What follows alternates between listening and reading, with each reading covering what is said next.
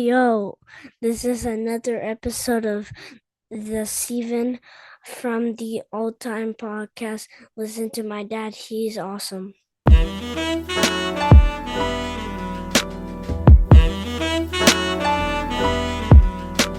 Welcome to a new episode of Steven from the All Time Podcast. I am your host, the Ayatollah of Hip Hop, the whole damn show, the rated R podcaster, a revolutionary, a visionary, and the voice of the voiceless. Back at it tonight with my co-hosts this evening.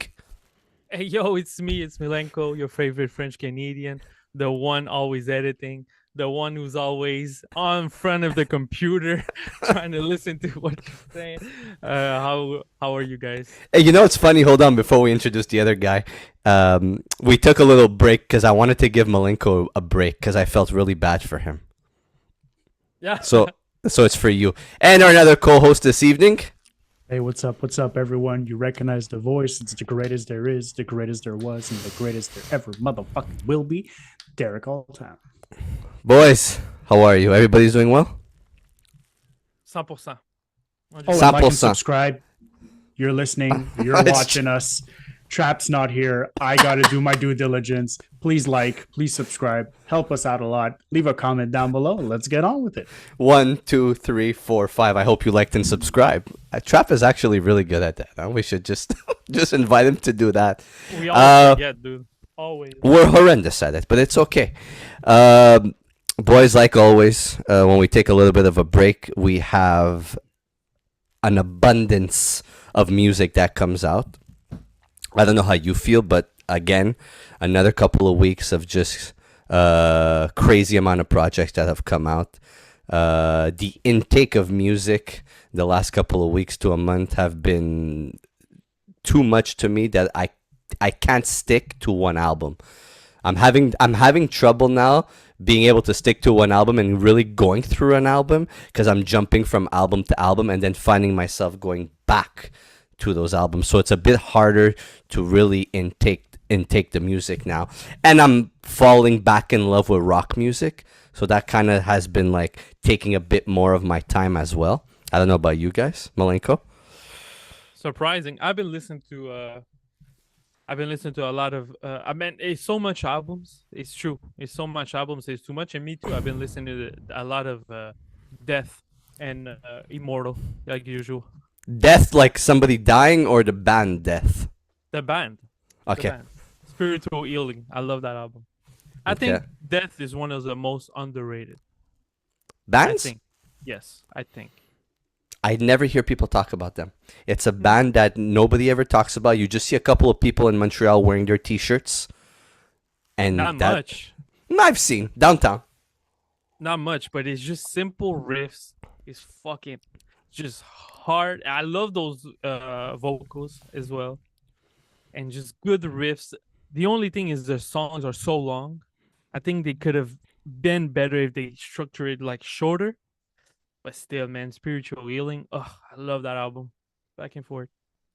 Derek, what about you with music? How's your musical intake the last couple of weeks to a month? There's a lot. Listen, from all the hip hop releases to all the metal releases, like it gets a lot. You want to break down hip hop projects and rap projects, but at the same time, I break down deathcore, metalcore. I break down all that kind of stuff. Disembodied Tyrant released probably one of the best albums of the year. There's also shout out to everyone who either listens to the podcast or doesn't listen to the podcast, but concerts in 2025 are starting off strong in the spring of 2025. Let me tell you, it's going to be impressive. There's Bullet for My Valentine coming back for the 20th anniversary of The Poison. There's Imminence coming, which they probably have the metal album of the year so far this year. There's a lot going on. There's 3 Days Grace reuniting with their former singer. Get Out? Yeah. So they're gonna do a world tour with Disturbed. A North American tour with Disturbed, and it's Adam Gontier and the current singer. So they're doing like a throwback. So that's interesting. If you're a guy that's our age and you grew up on the 1X album with Adam Gontier, it's pretty special for them to reunite like that. So yeah, there's a lot of stuff going on for music. Breaking Benjamin's releasing new music as well. So Mm. yeah, it's pretty exciting for if you were into alternative music from the 2000s. You're being Yeah. spoiled right now. So Creed is coming Creed, too. Creed, The best band in the world. the greatest. Yellow Jacket. It's so sick. Let's It's so go. sick. How funny! How funny! Creed, Disturbed, 3 Days Grace. That's all wrestling music that have Oh, done man. have had a song for a pay-per-view. Yeah, Oh, that's man. correct. I used to on LimeWire. I used to like download all those wrestling videos that people used to do tributes. And Wrestling videos. and it Mhm. was always on Creed, My Sacrifice, and they had like the Undertaker video, Amazing. the Eddie Guerrero video. I loved it. I Amazing. used to play that shit all the time. Creed, I love the Creed. LimeWire. Oh Yeah. boy. Trojan horses everywhere. Before we get into the reviews for the evening, just a couple of albums that came out in the last couple of weeks I just want to touch on real quick. We have the new Jamil Honesty and Giallo Point, Shots from the Soviet, that came out, only available on Bandcamp. Jamil Honesty this year has been one of the top tier MCs and producers. I really like this project. He did a live on his Bandcamp, and the project is really, really good. It's so enjoyable. The dude is putting out some really, really great stuff this year. So I just want to give a shout out to Jamil Honesty being one of the top 5 in production and MCing this year. Machacha came out with Kunt's Art Part 2. With a lot of the same people that were on the first one. Can you just stand up real quick to show your t-shirt, Malenko? So Vega has a line in there. I'm gonna jackhammer the mic. Word to Bill Goldberg. Goldberg. Ito put out Long Way Home. I don't know if you heard it, Malenko. No, it's been a long time since I listened to Ito Project. I should go. Yeah, it was a tough project to get into. The first half of the project was really, really good. But then when it started getting onto those West Coast beats and the features from Corrupt, Cocaine, Tony Yayo, I kind of fell out of the album. I found it didn't really fit. But I want you to go listen to it. But like the beginning of the album is really grimy and Ito style, and Ito is always great on the verses and on the bars. What else? We had Shadi and Money Mowgli. My M.I. Aliens. So instead of AT Aliens, M.I. Aliens. Did you hear it? No, I heard about it. Dude, that's the album I have here. AT Aliens.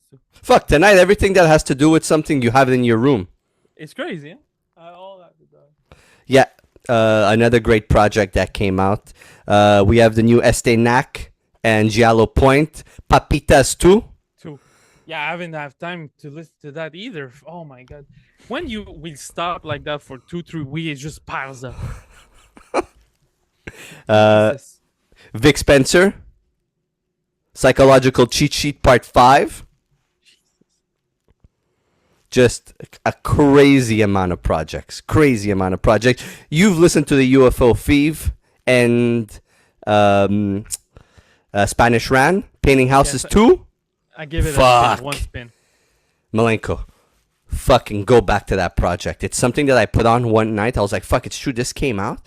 And I loved it. The production on there is flawless. But UFO on there, big UFO, is bar heavy on there. I'm gonna look it up. For sure. I give it a spin and I enjoyed it. So, The first Painting Houses was really, really good, but this one is something special. And he has Bun B on there. oh shit. Okay, nice. That's a good pickup. Yeah. So there's all these projects. There's so much to listen to. There's so much to go back and forth to. I have a nice plane ride coming up, so I'm gonna be going to revisit all these albums and seeing where they fall onto the top of the year as we get closer to the end. Oh man, we have to prepare the list. This is gonna be a crazy year to do the list. Yeah, Oh, it's actually probably gonna be very annoying. I'm gonna find it very annoying because it's gonna be so difficult. We going for 15? Top 15? No, we're gonna do an 18-hour episode on just. We're gonna do a top 10 with honorable mentions. Oh man. I hope nothing else comes out in the next couple of weeks. Which it will. If he's gonna. It will. It will. I just might said- just start listening to the whole genre completely and just listen to other music. I can't. But The- then you don't want to miss something, and then what if Yeah. you don't put something on the list, and then it really like someone keeps like something tucked in the belt for like the last week of December, and then you're It will. all screwed. Something's Of course gonna it will. come out. Something big is Of course gonna it will. come out. Didn't Pause. Mickey Diamond do that last year? Fuck. He released something on like December 25th or something like that, and It was like Yeah, the it made the December list. 22nd, Yeah, December it was something 21st. ridiculous. It's due, huh? I think he's due too. Like, Yeah, I think God. it's gonna come out. I think we got so used to Mickey Diamond releasing like 4, 5, 6 Yeah. projects a year that now this year there's less. So we're like, hey, what the hell's going on? But at the same time, last year we're complaining like, hey, bro, slow down with the projects. It's a Yeah, little I think too it's much. gonna come out. I think Pro and Future Wave might.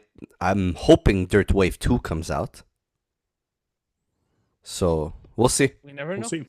We'll see. Malenko, Absol, Soul Burger. Great album, huh?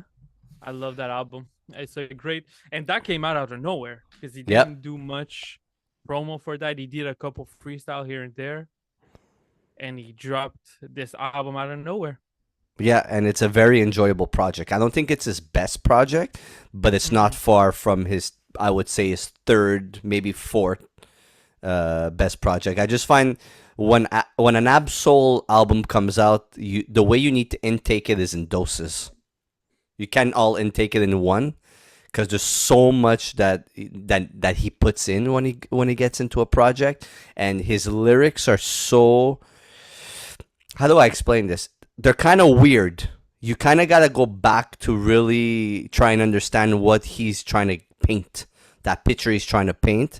But his metaphors that he uses are not really a lot what other rappers use as metaphors. There's a lot more thinking behind it. For sure, it's you need to listen to it. Exactly, it's a really you need to. It's really unique. take in all those lyrics. Yeah.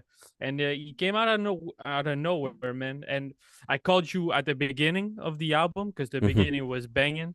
There's some songs there are flops, but he tries stuff. That's what's nice about him. He always tries stuff. It's never the same thing. He's so unorthodox, and I think Control System 2012, that's a classic to me. That's classic to me. Yeah, I like this. I give it a couple spins for sure. I think I would recommend everyone to go and listen to Crazier with Jid. Yeah, JID. That's a good track. 2-minute Oh. track though. They go back 2 verses, minimalistic beat, and they go in a competition, 1 against 1. I love it. But there's songs like the song with Ty Dolla $ign is probably one of the worst songs I've heard in a long time. On the album, yeah. Oh my god, it's horrendous. I cannot play that. And it's really bad.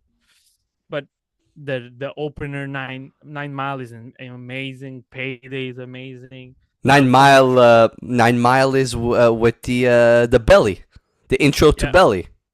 It's Belly and 8 Mile together. Yeah. Yeah, I love it. Well, because Always good concepts, always good ideas. because they take the Shook Ones beat. Yeah. When the beat changes, it's the Shook Ones beat.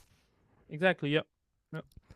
But he has a unique style, and I think every person who is a fan of lyricism and a fan of unique style of rapping should be and needs to be an Absol fan. He's elite rapper. You put him in the same categories as like the Lupe Fiascos of the world. Oh, for sure. You know, like it's in that category, and he always. You need to pay attention to what this man Absol is doing, and he does it his way, right? Like he's not gonna. He's so out of the box that he'll do it his way and the way he wants to. Yeah, It's not for Every album everyone. is different. Every album is different. It's not for everyone, but everyone should at least give it one listen. Yeah. Derek, did you listen to it? I started listening to it, and then you essentially. So, disclaimer, just like behind the scenes stuff. It was a niche. We were supposed to review that album for this episode, but then Steven changed the list, So I started listening to the album. Then I stopped listening to the album because I'm like, if basically when we review 4 albums, it's a long time. Like it takes a lot of work. It's a long time to listen because we don't listen to it just once. And it's not like the albums that got released were short albums too. It's all like 14 songs each. So I started, and then I'm like, you know what? I'll revisit it after the episode. Much better that way. And also, like, I don't have the pressure of actually reviewing it. I just have the pressure of enjoying it for what it is, which I think goes a long way in terms of enjoying an Absol project, especially that for me, it's going to be my first venture into Absol to begin with. So yeah, we'll see how that goes. There's not enough time. That's the problem. There's just not enough time. Let's get into it real quick. You guys listen to the West Side Gun?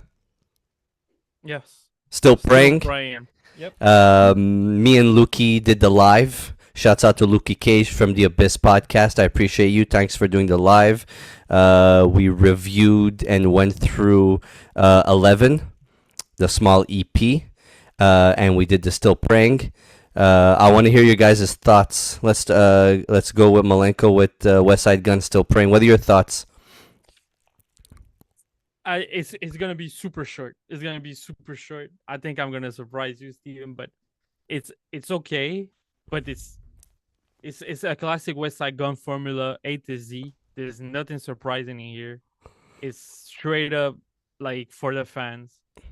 I mean, do I recommend this for someone who never listened to West Side Gun? No, not really. There's other projects that sound pretty much the same, but it's a good album. I enjoy it because I'm a fan. But it's everything from West Side Gun, from like the blueprint, exactly the blueprint. Everything you need.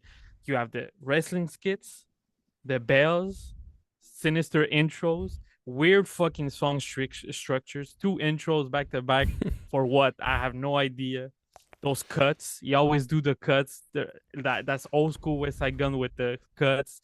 DJ drama, West Side Pootie. Like I mean, I with my eyes closed, I could do that. I could do an album like that. If West Side Gun tell me do an album for me, I'll do exactly this. So it's nothing new. This is for people that complained from the last album that he was doing too much trap. He went, okay, I'll give you. But am I going to go back to this? Probably. But I have 6, I have 7, I have all these other albums that to me are way better and are fresher. It's nothing new. To me, nothing. I have actually 2 questions for you. Do you think because Lukey said it, the first 2 songs he should have rapped on them? Or he should have got somebody else to rap on them.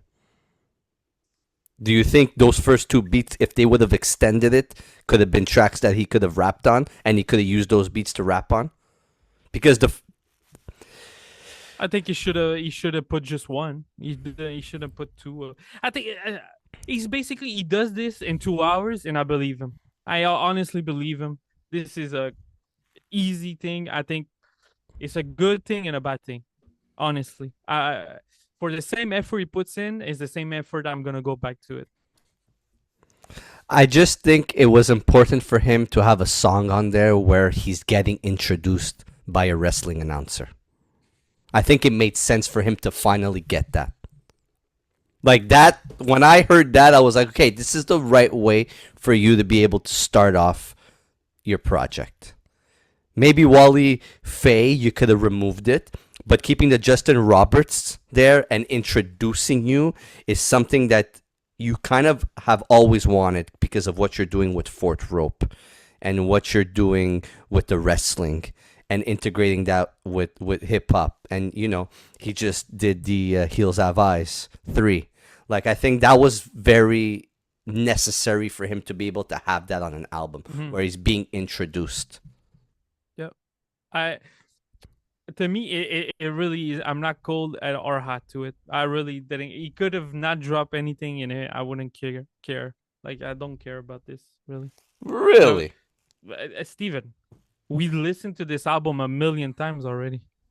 It's the formula, though. It's what we like. It's what we want. Yeah, but I know, but exactly, like... you can't sit here and tell me that the song, the Conway song, The Conways I know on there it's was good, just but it's all basic. Like if I'm a fan. I've been listening to that song already 18. I've been listening to that song since 2016. so. What should we want? What should we expect, and what should we want from a West Side Gun project then? Nothing. Done. No, I think this is what he's gonna give you. I don't think he's gonna go.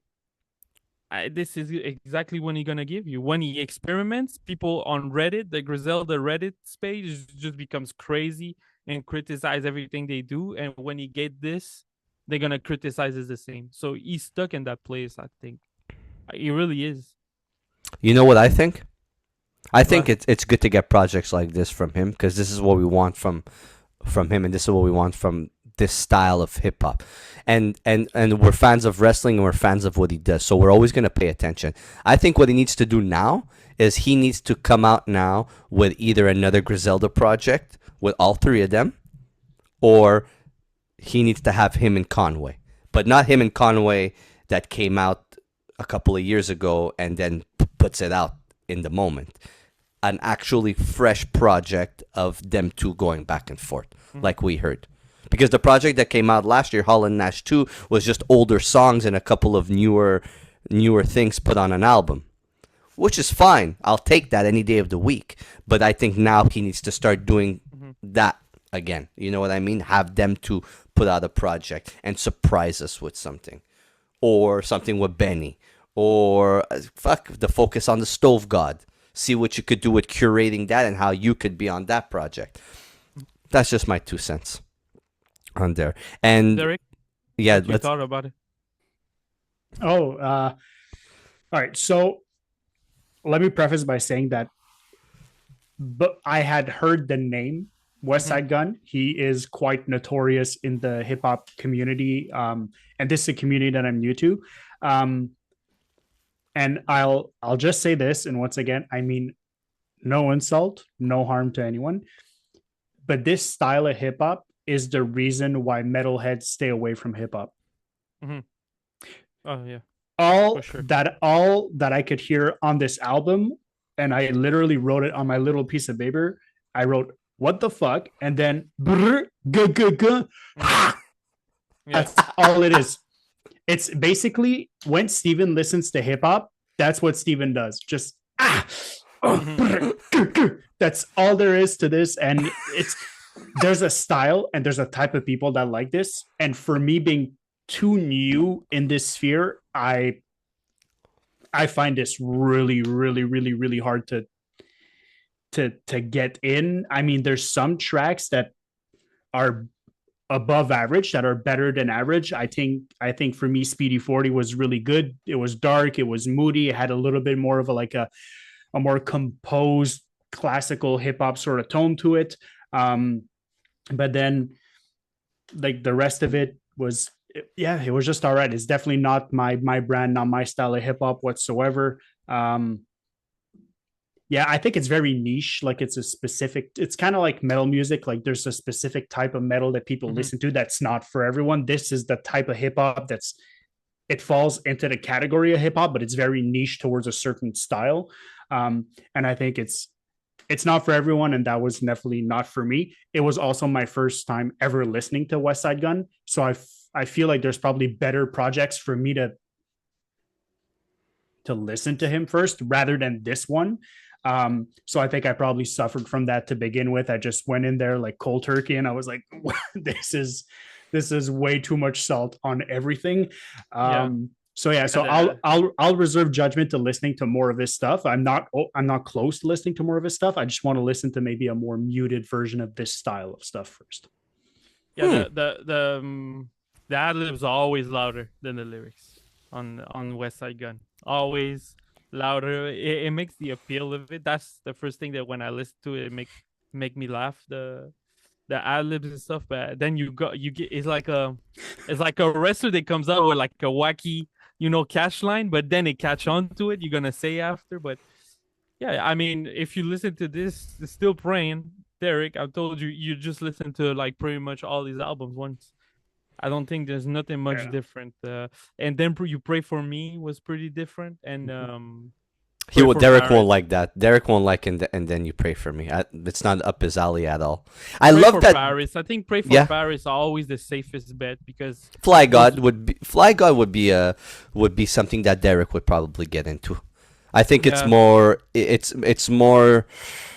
It's not like that. It's an easier listen to, but it has a lot more of that authentic hip hop style on it. yeah. Just in the West Side Gun fashion. I'll send it to you, Derek. What's your scores? Oh fuck! You wanted me to give a score? I'm gonna go with a 7.5. You? I'll give it a 6. 6 Okay. out of 10. Derek? I'll give it a 6. Once again, based on the listens that I did and the fact that it's not my style, I could be way more harsh with this, but I choose not to because I'm fairly new to this game. Mhm. It's not horrible. I think there's a time and a place for this. And I speak about this often with Steven in terms of when I review these albums, I review them pretty much in the setting that you see here, headphones on, and that's how I review my music. And I don't think that this is the kind of thing that I want to review with headphones on. I think this is the kind of thing you put in a car or you're at someone's house and this comes on, you're not really paying attention to it. You're not disappointed by it. But once you're reviewing music, especially the albums that we reviewed, I reviewed this second. I reviewed this after the Tyler, the Creator album, in which that requires so much listen. And then I went and it basically felt like I had like a nice fancy Italian sort of meal, and then after that I got hungry in the middle of the night and I decided to have a génard au poulet. Like I was Right. like, Yeah. like it's okay, but it's not the meal I just had, So that was my impression with it. So 6 on 10 for me. Can you please explain what a génial au poulet is to the people that are listening? Chicken Junior at McDonald's, like it's the sandwich that the chicken is always lukewarm. They put way too much mayo, but you're really Mayo hungry. all over. Yeah. So, and for me, those ad libs are just, it's the mayo. It's just so much mayo. That's all it was. So, yeah, 6 on 10. Yeah. It is what it is. Let's move on to the next album of the evening. The phenomenal Lloyd Banks with Halloween Havoc 5. Let me start it off because I'm gonna give you guys the 2 other albums to start off with. This is the 5th installment of the Halloween Havoc series. Lloyd Banks has been putting out projects now pretty consistently, I would say, for the last 5-6 years. Jesus. Yeah. Easy 5-6 years. Easy. But a lot more people have been starting to pay attention to him, like, once again in the last couple of years, because of the consistent bodies of work that he's put out. He put out Halloween Havoc 4 last year, which was a project that I enjoyed a lot. But he also had the Course of the Inevitable series, number 1, 2, and 3, that he's been putting out since 2021. And those projects is really what put him back into the limelight, where people really started paying more attention to him. And maybe it's because of the beat selections that he's been using, or maybe because of the featurings, or because he's on his, I would say, rapidy rap. Not like he's ever fallen off from that, but he's a bit more consistent with it. And I find that he's touched away from just the punchlines, and he's really in his adult form as a rapper.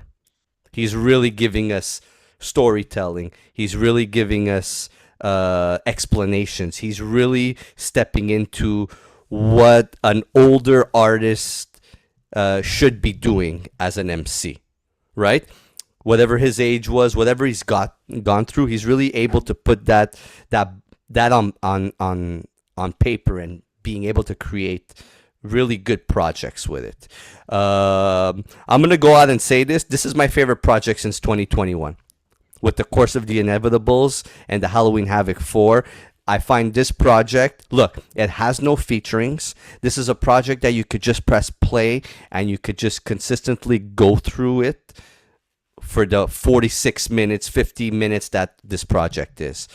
He's a lot more wiser than how he puts his song structure together. That's something that I always had difficulty with Lloyd Banks, is that he always used to give us 50-minute albums, 1 hour albums, and throughout the albums you would kind of get not bored with it, but it was lacking something. Like he would always put his featurings like song 2, 3, 4, and then have nothing for the rest of the album, and it would be harder for you to really finish the album. Like you would turn it off before you finished it more times than ever. As to where this album, I found that the way he was able to put his structure, and it wasn't all the stronger beats or the more boom bap beats at the beginning and then the softer beats towards the end. It was more structured, more layered. He opens up with "You Have My Word." That's right in your face. That's a great way to start off the album. "Complication," "Seasons of the Psychos." Really good way to start off the album. Then "Double Up." The beat is heavier. Song number 9, "Resources." Like, there's a lot more structure to the way he's putting his songs together. And the best thing about this album is that I'm at song 16 and I'm like, wow, I've gone through the album. He's really able to give me something that I want from him. Lyrical Lloyd Banks, not just punchlines and softer, more laid back beats, but more Lloyd Banks and more, I would say, polished production. If that makes sense. Yeah, that makes sense. I mean, for me, the thing that I have with Lloyd Banks on this album, I think the appeal and the aesthetic of every beat is pretty much similar, and there's not much hooks. There's not much, man. I listen to this a lot, and a lot of the times, if not all the times, I would get lost and not differentiate where I was in the album. Like, I don't know at which song I was. Like, I think I needed more like I think features would have helped with that, or maybe just cadences, different cadences. I think it's all pretty much the same rhythm, same drums throughout. I think the only like high that I get is from Resources. When song 9 comes in, that's a harder beat, it's faster. Now I get woke up a bit. But I mean, it's not a bad album, but I think it's just monotone. That's the best way I can describe it. Monotone. So the way you feel about this project is kind of the way I feel about his past projects. Mm. And yes, he has features on there which kind of make the albums a bit more interesting, but I find I'm stuck like you are with the Course of the Inevitable albums. I find those are the type of beats that kind of it's like you're on the same song again. I love that intro. Jesus, I love that intro. You Have My Word. Drum. Oh, I love that drum. That drum when it hits. Oh, I love it. But every time I was like at song 11 or 12, and I go at the Hunger for More, and I will play Hunger for More. Honestly, I will always go back to old albums and be like, this is like more catchy. There's something to it. Yeah, and I get what you're saying, but it was a different time, and that's where it brings me back to what I said at the beginning of the adult form of Lloyd Banks and to what Lloyd Banks is now. I find with where hip hop is now, and this genre of hip hop, like the West Side Guns, the Mickey Diamonds, the Pro Dillingers, the Vegas, I find that he kind of fits right into that, and that's maybe what he was put here to do, is that style of hip hop, the bar heavy, the lyrical hip hop, and he needs to be able to just really find those right producers who could give him those beats that are not always redundant. You know what I mean? Like, I think you are not gaining any new fans with an album like this.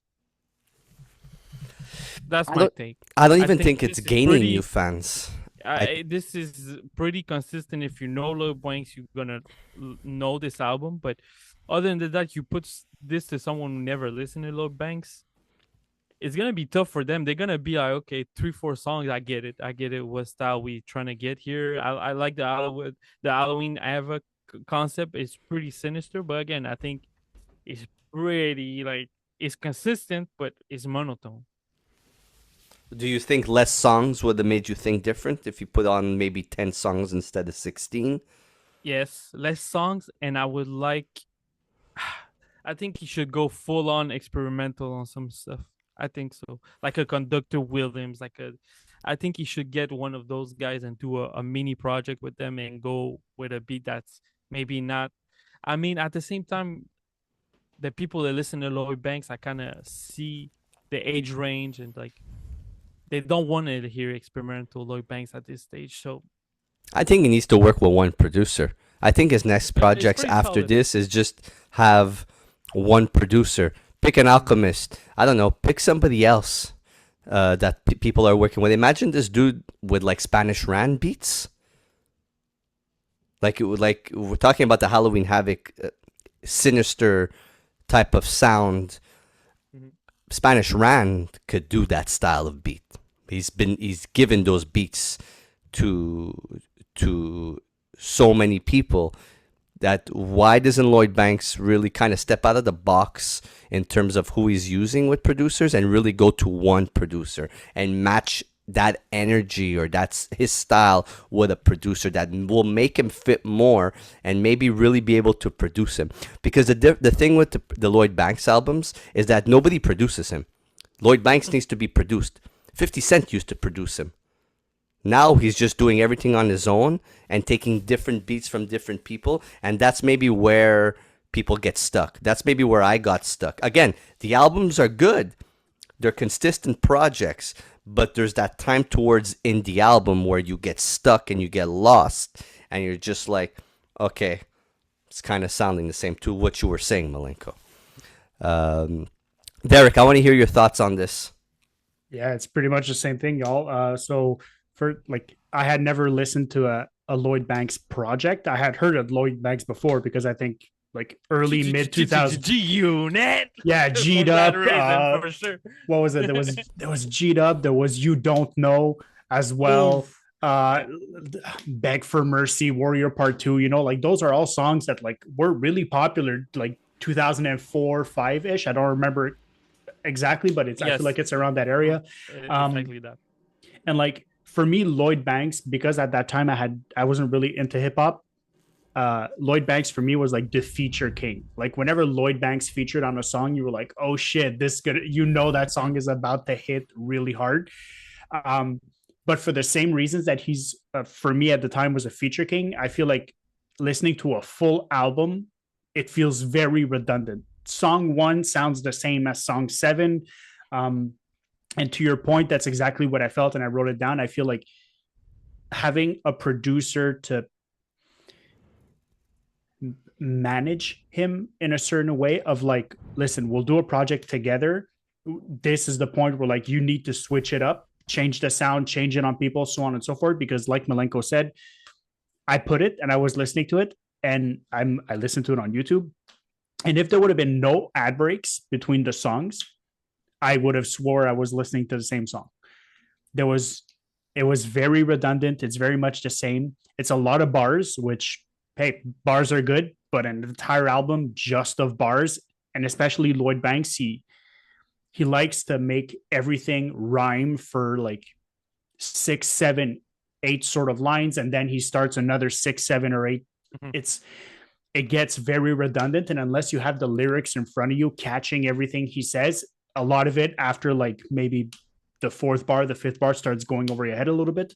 And like I said, it's not a bad project by any stretch. It's just I just want more. You know, like I think to Malenko's point, if you release like a sort of smaller album, like an EP, like just a little EP, you know, 5, 6 songs, just trying something different and just having different people produce him and just not having him pick the beats, people give him the beats and they're like, hey, let's see what you could do with this. Rather than him just picking the beat, be like, oh, I'll apply the Lloyd Banks method to like this beat. I know that this works for me.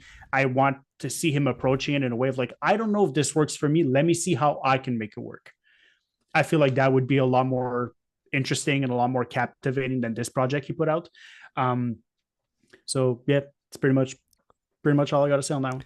Yeah, I'd I like- get like in the flow as well. His flow and his voice are pretty there. Like for I like you, Derek. You said I don't think it's a bad album at all. I think just for me the like I love the intro, the 1, 2, 3. I love it, and then like 6, 7, 8, 9, 10. It's all the same pretty much. I like I said again, resources is when like I pick up a bit. I like on which song he switched his flow a bit on taking notes. On taking notes, he uses something a different flow, but it's all the same structure of the song. I think maybe an interlude would have helped him. Yeah, something like a skit, maybe add a Less skit, songs. Halloween skit or Maybe less songs. less song. Halloween skits would have been good. Like bring a song with a new artist and let him do his thing for 1 minute, and like that would have break it up a bit. Like I don't know. I don't know why Lloyd Banks doesn't go for like a younger maybe artist or something different. Like try it. And it makes sense because I think a lot of the gripe that we seem to have with this is that Lloyd Banks is, even for someone like me who's not that much into hip hop and is just getting into it, you know when Lloyd Banks is on a song and you could tell him apart from a lot of rappers out there. He has that unique sort of tone to his voice, that unique cadence, that unique way of approaching songs. But for the same reason that he's so recognizable on songs, it means that like if you keep doing the same thing over and over again on an album, it'll become redundant. What makes you that signature sort of style, if you don't change it up every once in a while, you're going to get caught with it, especially in terms of flow. And then I think about someone like JID, like Jid. He has that unique tone to his voice, but the way he switches up his flows on the same song, like multiple times per song or per album, really sets him apart. Because if JID just does his rapidy rap stuff, just raps really quick and keeps his tone, it's going to get pretty redundant at the same time, right? We like to have a sort of break. We like to sort of have like a little pause in an album where like it allows us to reset. You want to just do a 2-song pause and then bring it back to the beginning? Sure, why not? Let's do it. But the same way that a story needs to sort of like start, have a crescendo, and then fall back down, I feel like Lloyd Banks just starts here and then just does this the whole time. It's just one straight line through and through. There's no up and down. I think a little bit more of those up and downs would have helped. He needs to be produced. Going forward, he needs to have that one producer to produce him and tell him what to do on songs, and how to switch it up and how to better structure projects. Yep. That's what he needs. End of story. He needs guidance. And I get it because you guys are making very valid points about his projects. And that's why I find this one his better of all the albums since 2021, because I find he used producers who were able to give him better sounding beats than were given to him, even though he used some of the same ones from the previous albums. Let's give our score. I'm going to give it a 7. For me, it's gonna be a 5 out of 10. And Derek? for me, it's going to be just once again, not quite my cup of tea like the other one. So for that reason, I'm going to give it a 6. I'm going to give it just a perfectly average passing grade here in Canada. So, yeah. Let's move on to Freddie Gibbs. You Only Die Once. I would guess it's the follow-up to his EP, You Only Live Twice. Yep. Yeah, for sure. Who wants to kick it off? I'll go at it. I mean, you said it. It's a follow-up. So we have the devil now. It's the same voice that they used for doing the Jesus on and it's a follow-up of Sold Separately. That was a slip for him in 2022. That album did not stick for me for 2 seconds. really a slip for me. And Freddie Gibbs, I mean, we're talking about an artist that in the hip hop realm, he has a classic, like not just for me, a hip hop classic album. 2, 3, maybe. People would argue. People will argue three. I will give him. I will give him two. I think Alfredo and Piñata are is two classics. I mean, those are a big impact in the 2020s. So, um, yeah. I mean, this is the follow up. Freddie Gibbs going alone. He released this out of nowhere. I see a lot of people praising this album. People saying this is the album of the year. Honestly, to me, I liked it. I liked it. Is it album of the year? I don't think it's at that level. But Freddie Gibbs is to me the definition of flow. Like that's what it is to switch flow and to have good cadences and great lyrics, great fucking, always great hooks, always great hooks. He can sing, he can rap, he can do like those melodies type of flows. And honestly, I enjoyed this album a lot. Is it my favorite of his? No, but all around, I think is a pretty good. I think the story he was trying to tell is pretty good. Um, but to me, Freddie Gibbs, there's one major problem with Freddie Gibbs, and how crazy does it sound? Is that it's outside of rapping. To me, is his persona in the late years really put a dent on how I feel about his music. Turned you off on his music, huh? And honestly, I thought we talked about it a long time ago, Steven. You remember? Mm-hmm. Like we talked about a long time ago. And as crazy as it sounds, I know Anthony Fantano reviewed the album, and I was extremely surprised. And even him, he says it on the pod, on his review, he thinks this like he had an impact on him as well from the outside world of music world. And he's like, that's crazy that I mentioned that. And when he said that, I was like, wow, like it's exactly the same feeling that I have for Freddie Gibbs. Like he has this persona, he's Gangsta Gibbs, right? But the outside really, it's tough for me to, when he raps about some lines in here, I'm like, yeah, right, Freddie, like, yeah, right, like Not believable. I think it's not that it's not believable. I just think that sometimes like the message and he trying to pass, nobody like ruthless. Like because all these girls played him, he's gonna be even more ruthless with him, dude.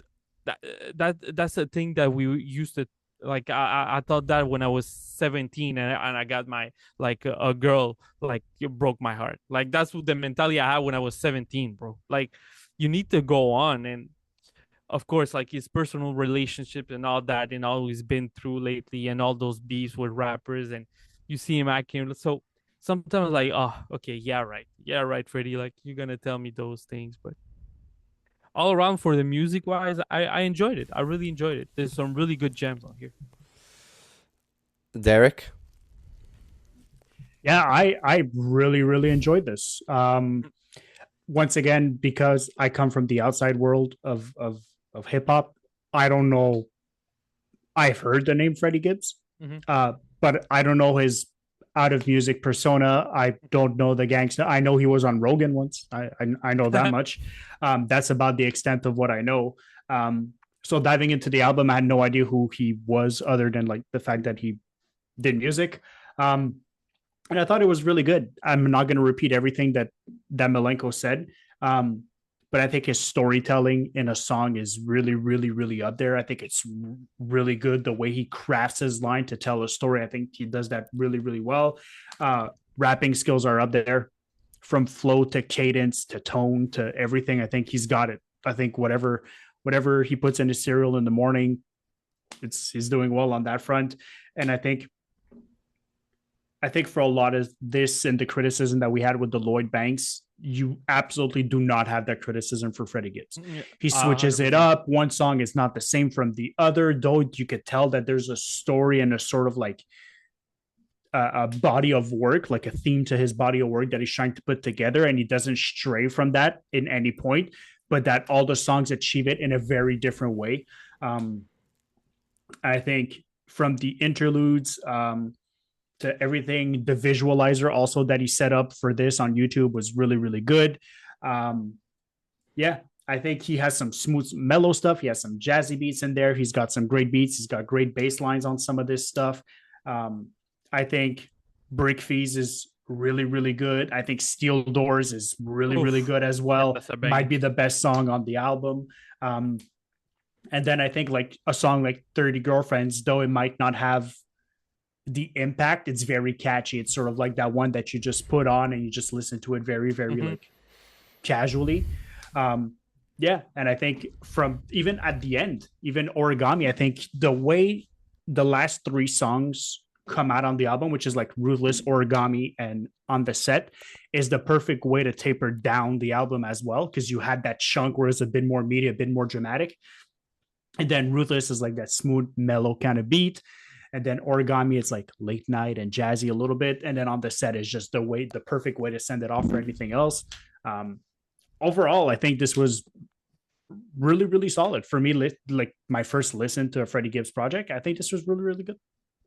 And to the point Derek said, like when we review all these albums, they go against each other, and it make me like the other more. And what I thought about, and like this is 13 songs, right? How long this 13 song is compared to our 13 songs from Lloyd Banks, right? Lloyd Banks is it sounds like an eternity, but this, it goes like a lot of the times I was like, oh, this album is it's already finished. Like I enjoyed it. I mean, Freddie, man, through the lyrics, through the flows, you can see the charisma. Through the skits are always funny. Like like when they trying to call him, it's like, hey Freddie, I'm still here. You crusty white toes. yeah. I love that when he's like, hey, yo Freddie, take a sniff of this, and he's like, like every time he's trying to sin. So no, again, I really loved it. I really like this album. Some of the bars I'm like, okay, whatever, and some of the beats that he chooses are pretty, like, I think it's super easy to pass this album everywhere. Like it's really middle of the line, like it goes everywhere. I think everyone can like this. I'm gonna rain on your parade with this one. Look, you guys all make valid points on this. This was a tough project for me to get into. We spoke about it, Malenko, when it came out. I was hearing the same thing from people, where it was like, oh, they were praising it. Like I saw somebody give it a perfect review. A lot of people were liking it. It was very difficult for me to get into it. Just even today, going back into it, I couldn't find myself finishing it. I couldn't find myself enjoying it. Look, the album itself, the theme of the album is Freddie with the devil in his head, talking to him, swaying him in different directions.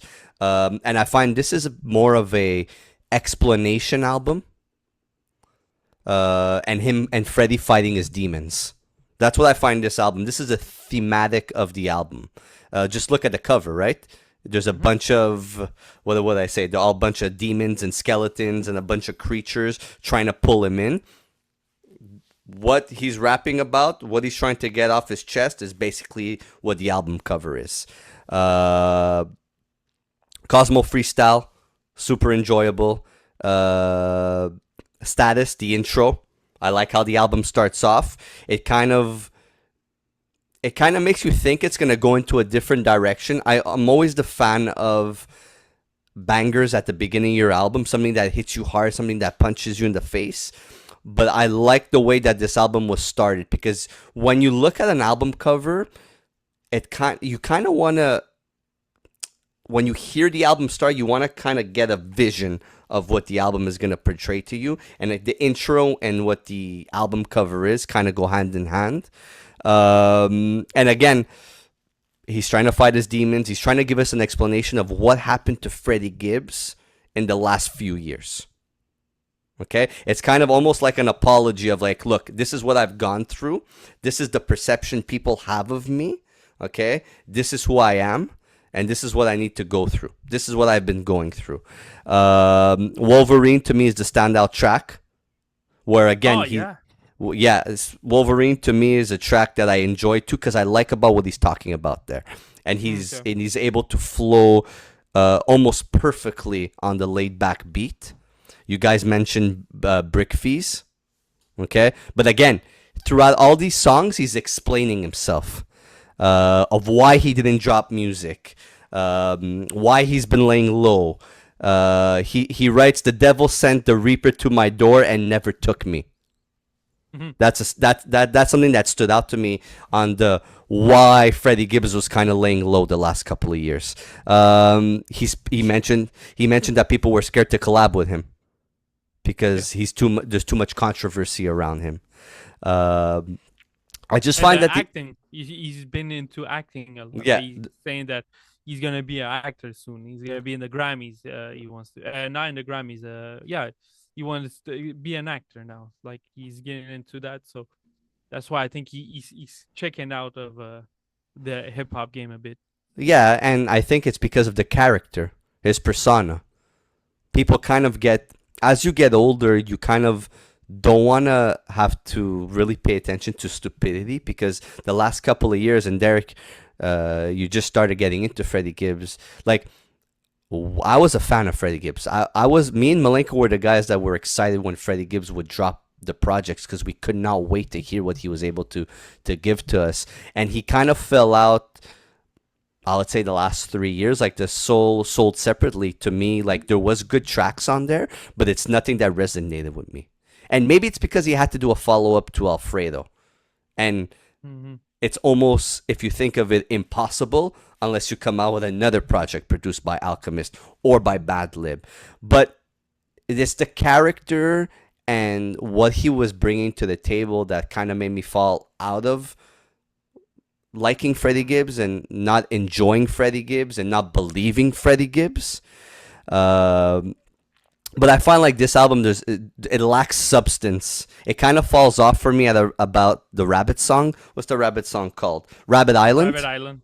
Yeah, like those are 1, 2, 3, 4, 5, and then after that I find it gets boring. He's personal on it, which is fine, but just the production on it is weak. There's a missing production value on it. I find like the way you guys said Lloyd Banks, kind of like you get lost in it and there's like nothing to it midway through the album. You want more. I wanted more from this album.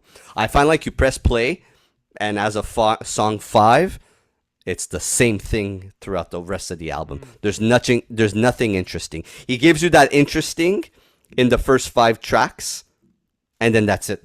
It's like there's nothing more. I can't get into it. I can't grasp anything. The beats are very stale. It's the same style of beats throughout the rest of the album. It's uninteresting.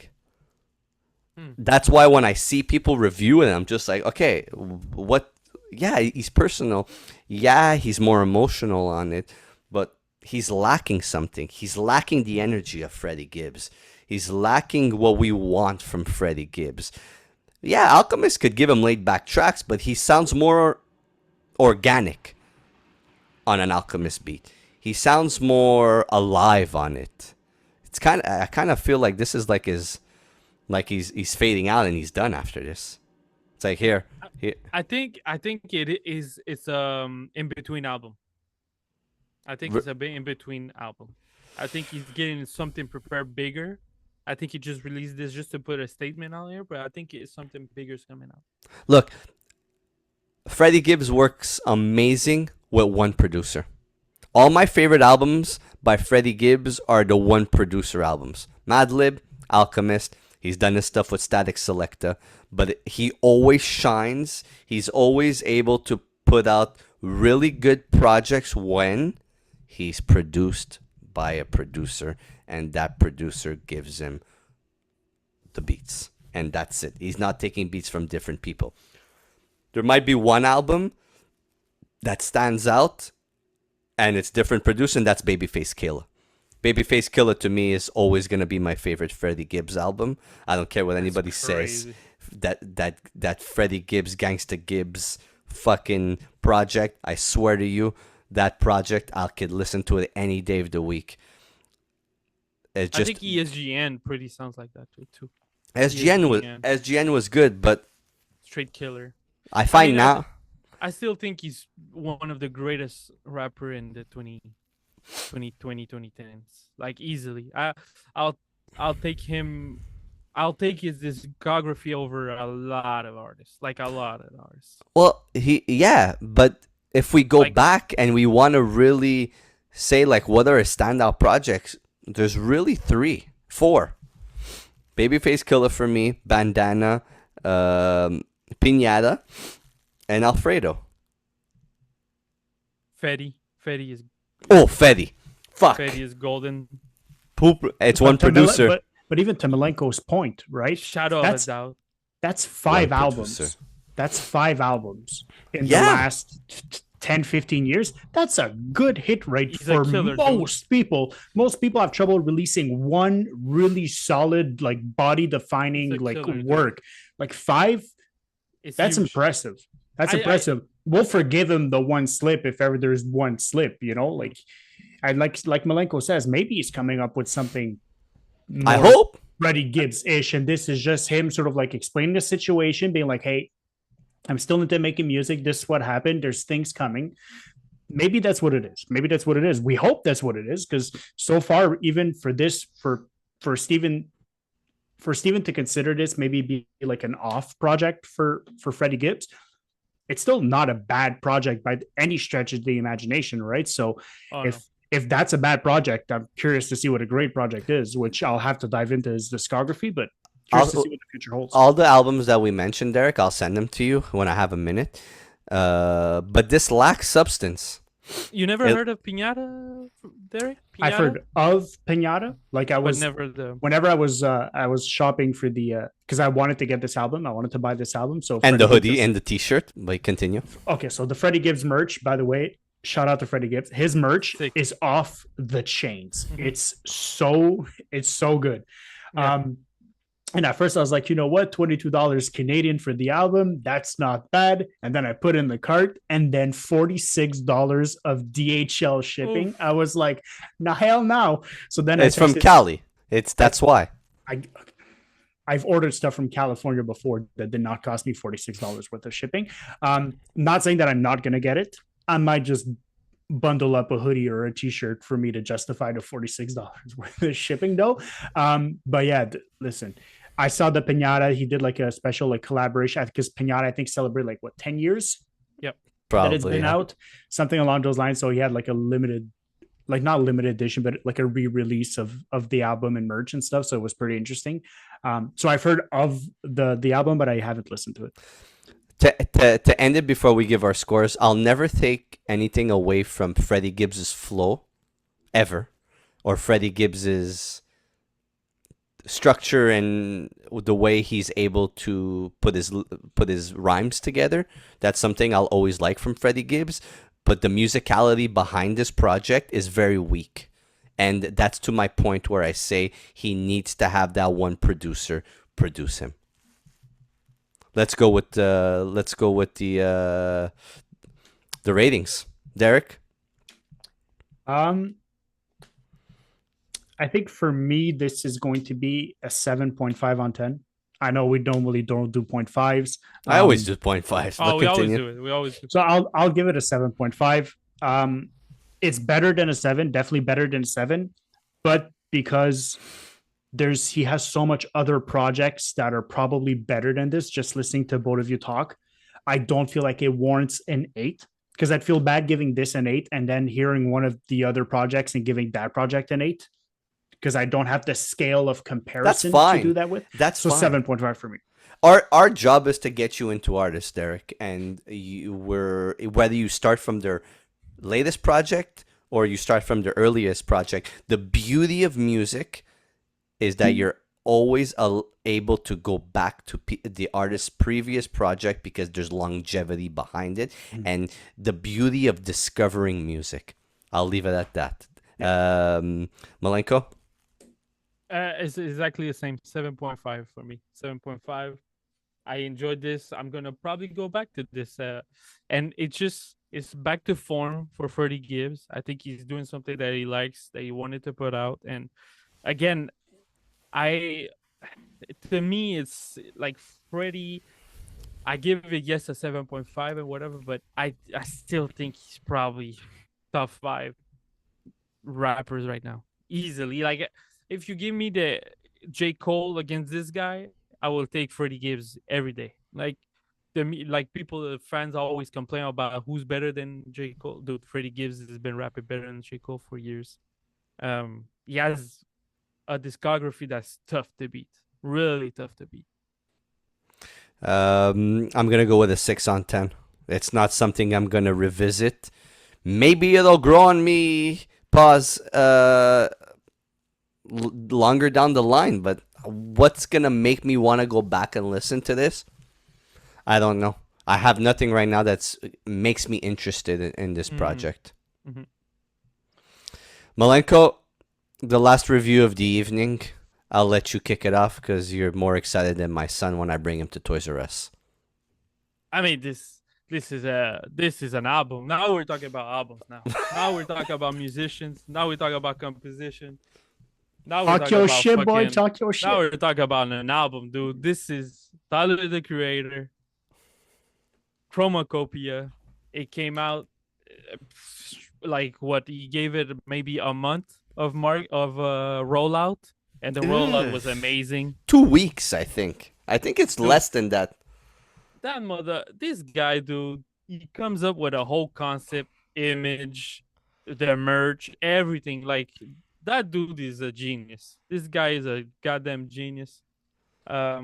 If I get it, it's not for everyone, but to see his evolution through time is actually insane. It's actually insane to see someone so young put so much creativity, not being afraid of doing his own thing.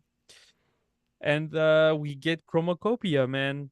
Something again super different. Every album is different. And let me tell you, I enjoyed this way more than I thought I was gonna enjoy it. It really grew on me, and it's funny because we took long, right, to review this, and we're listening to the 4 albums. And every time I had something stuck in my head, it was from this album. All the time.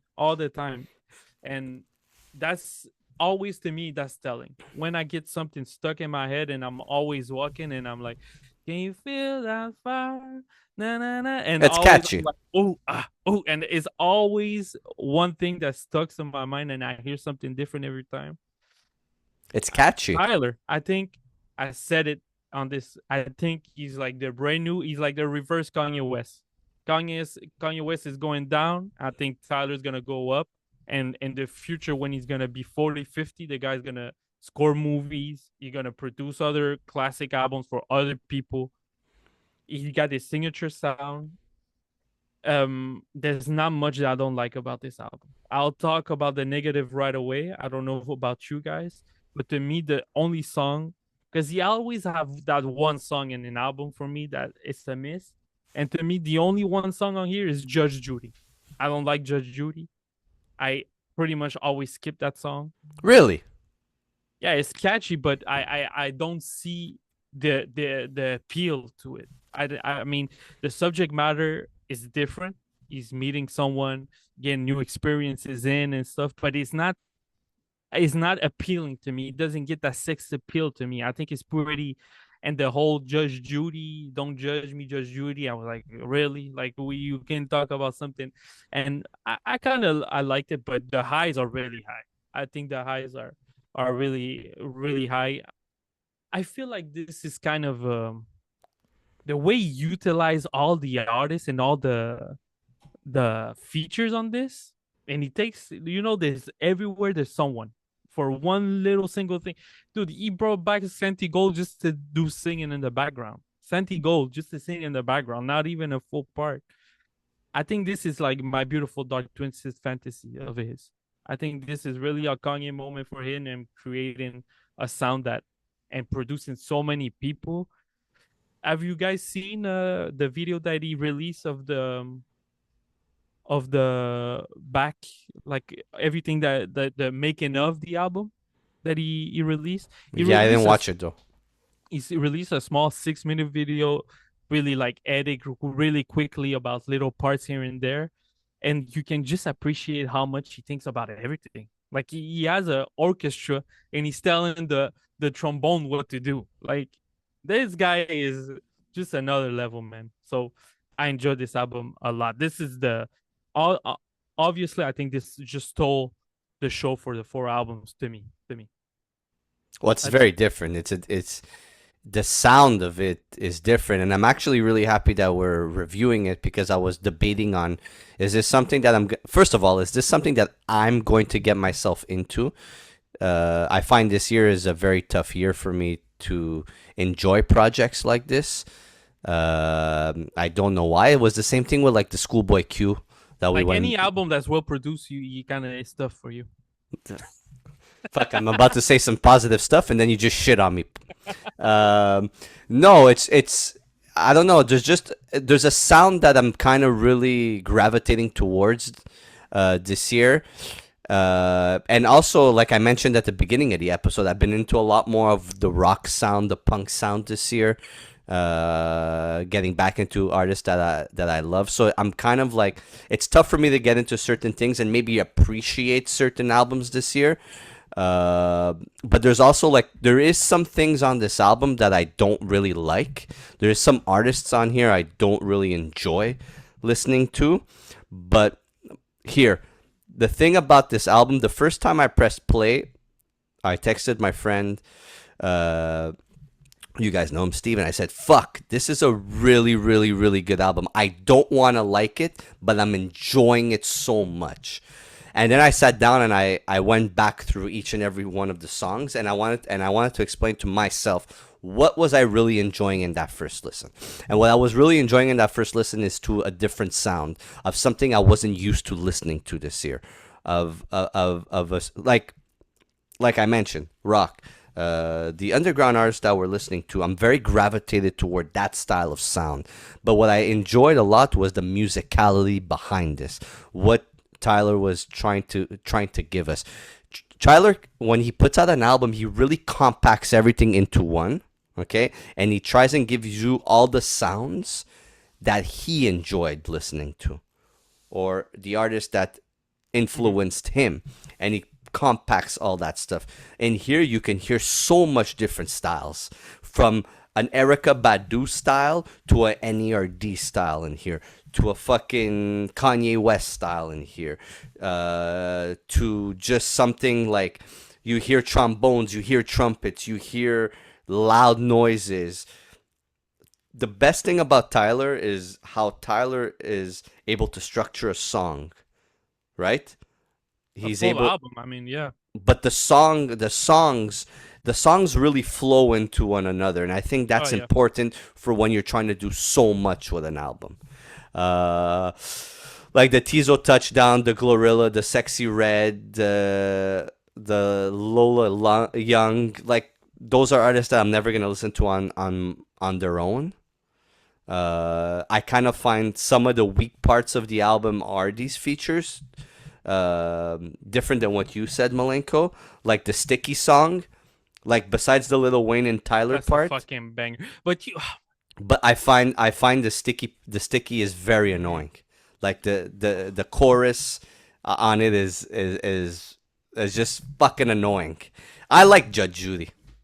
That's a song I really enjoyed on here. I found it cut the album in half. The beginning of the album, song 1, 2, 3, Lloyd. Tell me, solid. tell me what that sounds like. Where do you think the influence on that song is? NERD. That yeah 110%. yeah I love that. It's super. The guitar riff is super simple. It's nothing, but the way you just use it is, I think, is pretty cool. I mean, Hey it's Jane. not a complicated thing. A Jane, yeah, A Jane is well written. Yeah. I find towards the end, maybe I after. Killed You. Yeah, amazing song. But I find towards the end, after Thought I Was Dead, I kind of find lose hope in the album. I kind of After what? Sorry. the song with Schoolboy Q. Okay. Thought I was dead. Oh, Like okay. the songs after are good, but they're kind of a fall off for me. Okay. Like maybe I need to go back and listen to them in a different scenario, a different scene, a different Yeah. part of what I'm doing throughout my day. But for this album, to me is it depends my mood. It'll depend my mood. Do I think it's one of Tyler's best albums? No, but I think it's his most musical influenced album. Derek? Yep. The king is dead. All hail the king. That's what they say. Yeah. This album is as close to for me, and maybe I'm recency biased, but this is as close for me to being a perfect hip hop album that I would want. Then that's what I got here. Other than the fact that for me, I probably found it a tad too long. Like Steven, I do feel like it falls off a little bit at the end. I could do without two or three songs. If it would have just ended at Thought I Was Dead, I would have been perfectly fine with that album. But so I had heard the name Tyler the Creator, and I understand that he's very notorious and he brings a lot of eyeballs to this scene and so on and so forth. But all I knew is I just knew the name. I knew a lot of people, casuals, talk about him in high regards. Passionate people talk about him in high regards as well. And whenever Steve was like, "We're reviewing this," I was like, "Why are we reviewing mainstream stuff?" So I was like, you know what? Let me put this in the middle of my listening experience. Let me put this third, and then we'll see how it goes. And I was absolutely blown away. And like to Malenko's point, this has like Kanye West vibes to it from top to bottom. When Kanye West was on fire, he was untouchable.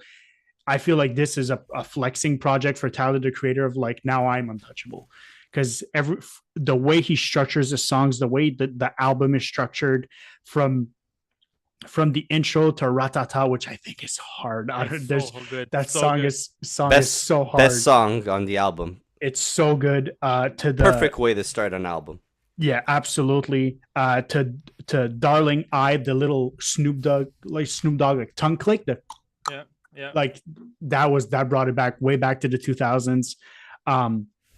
No, the whole album is flawless. And to Steven's point, I think Sticky is probably the worst song on the album for me. It just, like Steven said, I just found it annoying. Except the Wayne verse, because I think the Wayne verse is The Wayne verse was good. fun. Well, it's Wayne. It's Wayne. It's always fun. Dude, Glorilla, dude. I don't fight. Dude, I don't fight for money. I fight for dick, dude. Come on. Now I think when I was 60, right, dude. Fuck. Yeah, Steven, you need to have fun sometimes, man. Yeah. Fuck, man. Fuck. What? God.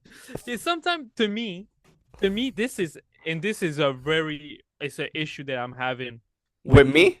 with the with the reviewings of albums for me in general to make a reference. Like sometimes I give albums underground album an 8.5, okay? But when I listen to this blows it out the water sometimes.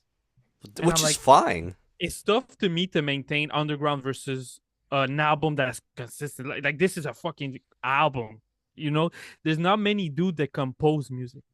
Yeah. And all the reviews that we did, I don't think there's one guy that probably composed the music. He composed this, like everything. And it's polished. That's the thing, right? Yeah. Is a lot of times when you listen to the underground, you could tell that they did it with sort of like the means that they had. Who are we kidding? Like, we know underground artists and all that kind of jazz. They don't necessarily like benefit from having the biggest budgets necessarily, and they try. I don't think it's that, and I don't want to interrupt you, Derek, because Malenko touched on something. I think what it is everybody has a different vision for the way they want to structure their album and what they want their album to come out from, and the dudes from the underground, and I hate using the underground terminology, and I hate using the word mainstream, but there is sometimes a machine behind certain mainstream artists that are going to get the push that they get. Number one. Number two, we love the scene of the underground because that's the style of music that we love. They're going to do it in their way, fashion, form, as to where Tyler wants his music to be loud. Tyler wants his music to have all these instrumentations and stuff like that.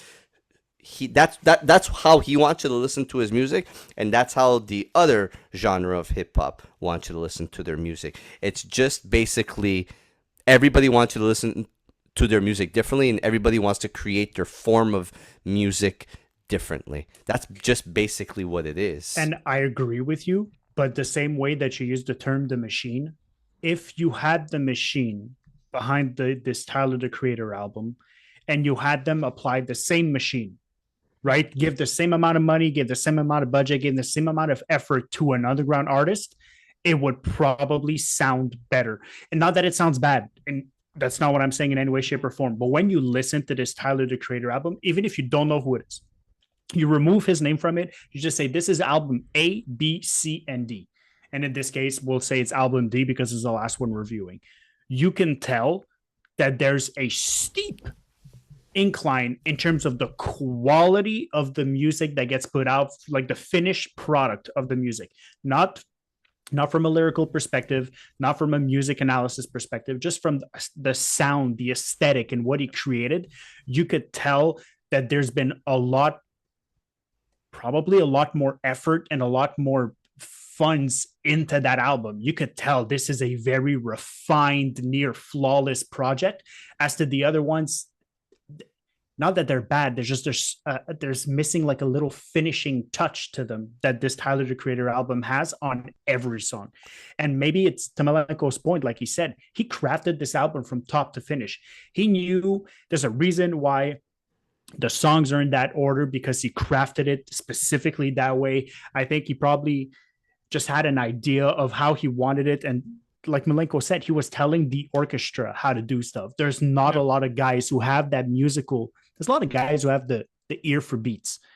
Like, oh, I know how to put a good beat. I know how to flow on this beat. I know what cadence I should have on this beat. But to craft music in its entirety, like a composer does, it takes a specific talent and a specific attention to detail and a specific level of dedication that I think on this album is it blows everything out of the water. And to Malenko's point, we reviewed other great albums.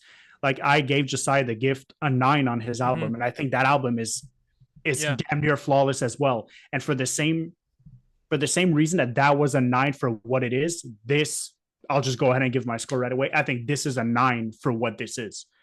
I think this is up there in terms of albums of the year. It's just a different take on hip hop and a different take on album of the year for me. From a musical perspective, I could give this album to a lot of people who enjoy jazz, hip hop, rock, and I think I'll be hard pressed to find someone who's going to dislike this album from a musical perspective. For me, this point is like, if you front on this album, it says a lot musically about you. Yeah, a lot musically about you. It's like, okay, I get it. I don't want to be that judgmental, but it's kind of like, you can appreciate, if you can't appreciate an album like this, I get what type of people, like, you can't do that. The way he, and again, I think he's underrated as a rapper. He's underrated as a rapper, and as a rhymer on this. He has Thought I Was Dead is my favorite song on this, because his last verse is so damn hungry, and with the visual that he released, do you guys see the visual for Thought Was, like, him, he's rapping his ass off over on a fucking plane in a black and white 4:3 ratio video, but the verse give it so much impact to it. It's so powerful. Like, my favorite part of this album is really 11, 12, 13, and 14. Like the last song when his mom tells him about, like, look, it wasn't your dad that ran away and never, it was my decision. And the way he puts the emotion in, like him, I just really enjoy this album. Take Your Mask Off is so well written. like the 3 parts. It tells you, it gives you 3 stories, and he finished with his. Like him too, he wasn't playing. He had a mask at the beginning, and Darling, I love that. For me, the two is Judge Judy that is not my favorite, and Tomorrow. That's the 2 songs I will maybe take off, but Ratata, Nord, Darling, A Jane, I Kill You is crazy. I Kill You is crazy. He rapped his ass off on that. What's your score? It's a 9. To me, it's a 9. This is a solid album.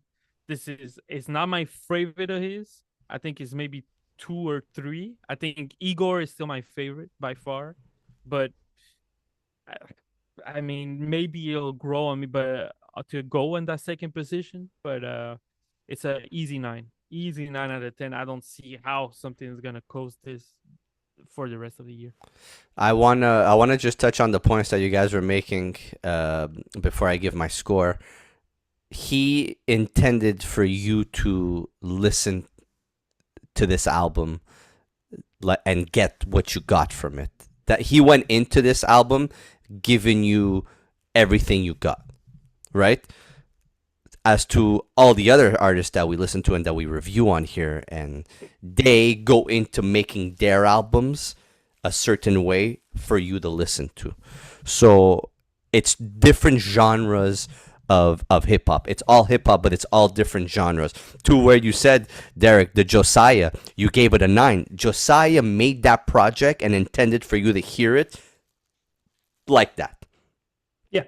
Like Tyler made this album and made you guys want hear it and give you that musicality behind it. So every artist goes into their projects making you the music that they want to put on wax, put on paper, put on a beat, and the producer's giving you those style of beats. Superior produces his music that certain way, right? And we love what he gives us.